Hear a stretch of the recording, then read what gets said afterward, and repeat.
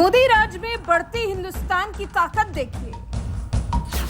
PM Modi के स्वागत के लिए बेकरार है दुनिया। दुनिया के नक्शे पर बसे देश ने लिया बड़ा फैसला। मोदी के स्वागत के लिए तोड़ देगा वर्षों पुरानी परंपरा।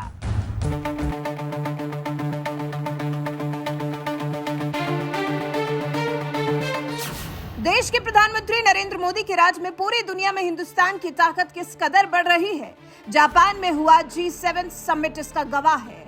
इस ग्रुप में भारत नहीं है, लेकिन इसके बावजूद भारत के प्रधानमंत्री को बुलाया गया और पूरे समिट के दौरान पीएम मोदी छाए रहे। कभी अमेरिकी राष्ट्रपति जो बाइडेन से मुलाकात करते नजर आए, तो कभी यूक्रेन के राष्ट्रपति वोलोदिमीर ज़ेलेंस्की से चर्चाएं करते देखे गए।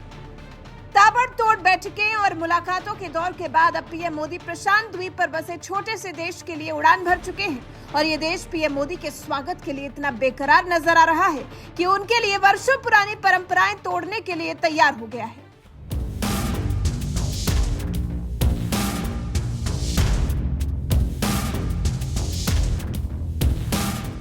दरअसल देश के प्रधानमंत्री मोदी ने जब से सत्ता संभाली है, बड़े से बड़े देशों से लेकर छोटे से छोटे देशों तक सभी से भारत के संबंध मजबूत करने के लिए खूब मेहनत की और इसका असर अब पूरी दुनिया में भारत की बढ़ती ताकत के रूप में सामने आ रहा है। यहाँ तक कि जिस G7 का सदस्य भारत नहीं है, उस समिट में भी पीएम मोदी को बुलाया गया और जापान जाकर पीएम मोदी ने अमेरिका, फ्रांस, ब्रिटेन जैसे तमाम बड़े देशों के नेताओं से मुलाकात की। एक सफल दौरे के बाद पीएम मोदी अब दूसरे देश पपुआ न्यू गिनी की ओर रवाना हो गए हैं, जो पीएम मोदी के स्वागत के लिए इतना बेकरार नजर आ रहा है कि उनके लिए अपनी वर्षों पुरानी परंपरा तोड़ने के लिए तैयार हो गया।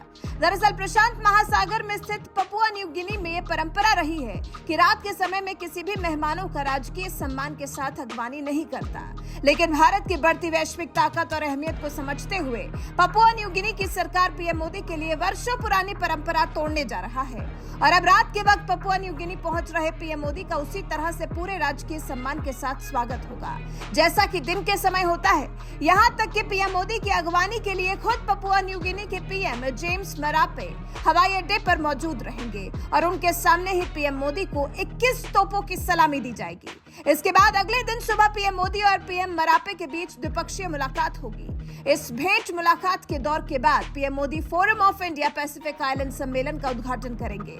इस सम्मेलन में शामिल होने के लिए सभी 14 द्वीप देशों के प्रमुख भी वहां मौजूद रहेंगे।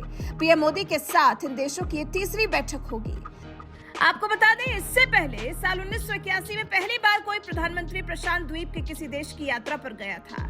उस समय तत्कालीन पीएम इंदिरा गांधी ने फिजी देश का दौरा किया था। हालांकि इंदिरा गांधी की ऐतिहासिक यात्रा के 33 साल के बाद साल 2014 में प्रधानमंत्री नरेंद्र मोदी भी फिजी का दौरा करने पहुंचे थे और अब करीब 9 साल बाद एक बार फिर से पीएम मोदी प्रशांत द्वीप पर मौजूद देश पपुआ न्यू गिनी पहुंचेंगे। माना जा रहा है कि उनकी यात्रा भारत और प्रशांत देशों के साथ रिश्तों को नए सिरे से आगे बढ़ाने की पहल होगी। पीएम मोदी का ये दौरा इसलिए भी अहम है क्योंकि चीन यहाँ भी अपना प्रभाव बढ़ा रहा है। कुछ वक्त पहले चीन के राष्ट्रपति भी पपुआ न्यू गिनी के दौरे पर आए थे। पूरे क्षेत्र में चीन के बढ़ते प्रभाव को देखते हुए भारत की कूटनीतिक नजर पपुआ न्यू गिनी पर है।